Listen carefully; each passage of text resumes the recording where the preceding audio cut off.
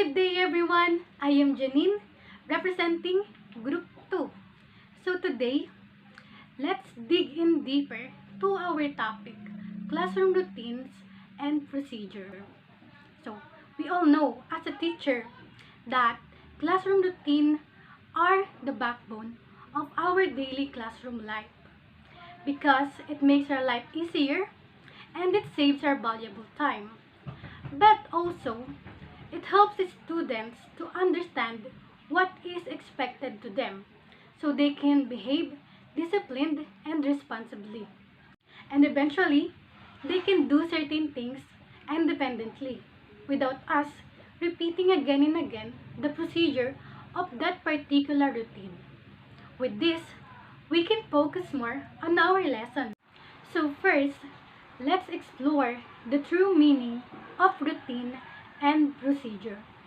So routine are the activities that we ask our students to do day after day. So for example, handing in their homework. So ito yung mga bagay na madalas ginagawa ng mga estudyante natin halos araw-araw. And the next one is the procedure. So procedure is how we want our students to complete routines. So ito yung mga step by step na ginagawa nila. For example, is handing in their homework routine. So yung mga procedure dito is, for example, don't stand up, pass your homework forward. And we should always remember that model it and how will it look like and sound like. So to further discuss how to model this looks like and sounds like procedure, I have here another example routine, which is students arriving in the classroom in the morning. So first step, it looks like walking in the classroom. And it sounds like say good morning to teachers and friends. Second step is going directly to the closet. And it sounds like quietly gathering your things from your book bag. And the last step is handing in their homework or projects in the bin. And it sounds like quietly placing their homework or projects. So as we tackled, we learned that everything is a procedure. I mean everything. Even the sharpening of their pencil, it has a procedure. So we should always model our routines, practice it, and be consistent.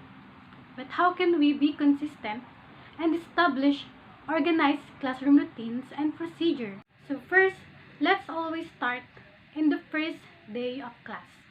Because we all know students are in their best behavior during the first day of school because they are there to impress you. So why not i-take advantage natin yung willingness nila to please us as a teacher and do their best. So also, instead of just establishing your classroom routines and procedure, let's also take the opportunity in the first day of school na mag-build ng relationship sa ating mga estudyante. So let's show them how we love them, care for them, and see them succeed. Huwag tayong magagalit kapag nagkamali sila sa isang procedure. Instead, let's show them kung paano ito gawin correctly. So, for example, class, let me show you how to raise your hand correctly. Hindi natin kailangan mag-ingay para sumagot. Especially sa mga estudyante natin in their kindergarten or primary levels. Let's assume nothing. Let's assume they know nothing. So, I know lots of modeling and practice and praise. Siyempre, mahalaga talaga yung praise or reward ng mga estudyante natin. Ay, ang bait naman ni ma'am. So, they can trust you more and listen to you more. So, you as a teacher can develop a positive and happy environment to learn. So, what is more advisable tips para maging engaging yung pagtuturo natin ng classroom routines and procedure is the transition songs. So, for example, pwede silang kumanta habang naglilinis ng mga kalat or nag-aayos ng mga bangko nila. And the other one is using signs or cues. So, for example, kapag may isang batang gustong mag-CR, they just point and raise their hand, Tas ikaw, ililid mo na lang sila sa way ng CR para ikaw continue ka lang doon sa iyong lesson. So last but not the least is that we can print our routines and procedure. So alam naman natin na hindi makakapag-memorize yung ating mga student easily yung mga step-by-step procedure natin in that particular routine. So we can print it. So for example, we can print things to do and what to do in the comfort room. So things to do is flush and wash their hand after using the toilet. And things not to do is maglaro sa CR. So now, I will show you a video about what a classroom routines and procedure looks like in an actual classroom.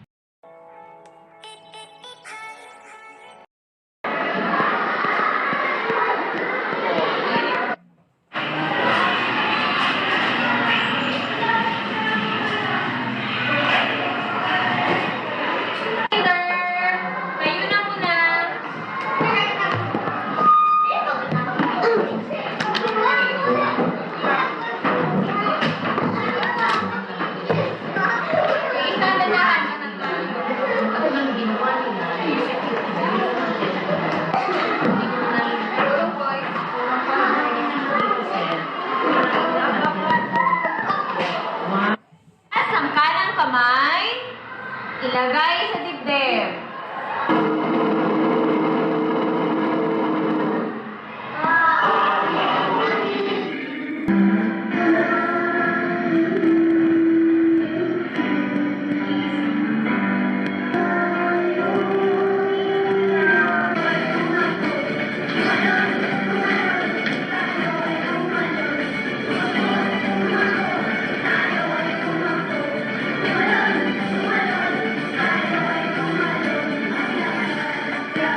Inhale, exhale.